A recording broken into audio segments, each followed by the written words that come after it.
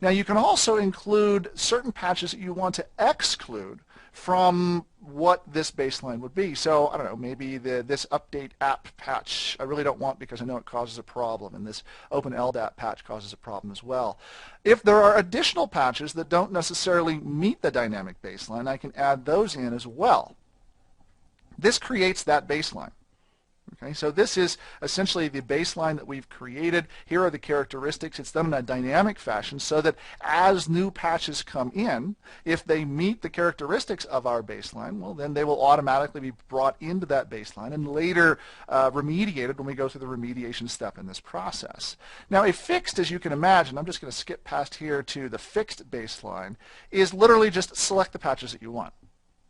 So simpler, obviously. There's 263 patches in the patch repository right now. Much more simple, however, well, it's a fixed baseline, right? So as things change, you're going to have to go and change the baseline as well. If you have very specific, very hard-line configuration control requirements and you need to get each individual patch approved, well, a fixed baseline may make more sense for you. If you're concerned about just getting the right patches on based off of criticality, well, then a dynamic baseline may make more sense for you. It's really, the decision is up to you. We also have to create a baseline group here.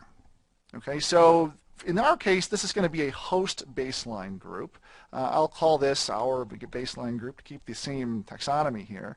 But this baseline group is effectively, all right, what are the baselines that we want? Okay, there's an upgrade baseline. Is there a patch baseline? In this case, it'll be our baseline. Is there an extension baseline? And these would identify, all right, how do I collect these various baselines together so that I can deploy them as a single entity? This would make more sense, obviously, if I had an update baseline and an extension baseline and more things that are associated here. But baseline groups is essentially a meta container for the baselines that you would create. Now, once I have that, the next thing I have to do is actually go through and identify where my hosts are in relation to the baselines.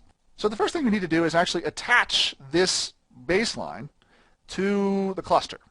Right? So I'm going to select our baseline here, and I'm going to attach that to the cluster.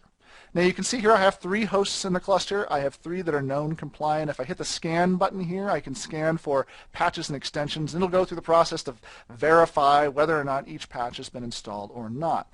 Now, because I'm running ESX version 5, most of these patches are version 4 in nature. In fact, if I go back to what all the patches are, we're going to see very much so a lot of 4.0 patches in the list. As we move towards ESX 5 being in production for a longer period of time, we're going to see more patches. So once I get through with attaching this baseline and scanning to verify whether I'm compliant or not, I have 2 settings down here at the bottom. I can either stage the patches, essentially download the specific patches to the hosts I select and then ultimately remediate them later, or I can just remediate those hosts if I want. So let's go through and presume that we're going to remediate things. All right, so I have a patch baseline here, our baseline. We're going to remediate host 1 here. If I choose next, this would be the location where those patches that would apply to this baseline would be. Now, again, there are no patches because there are just no patches for what this host is right now. But assuming that there were patches here, I could go into the next screen and identify when do I want to actually apply those patches. So for our cluster, do I want to apply the patches immediately, or maybe do I want to wait until tonight? And I'll apply those patches later on tonight.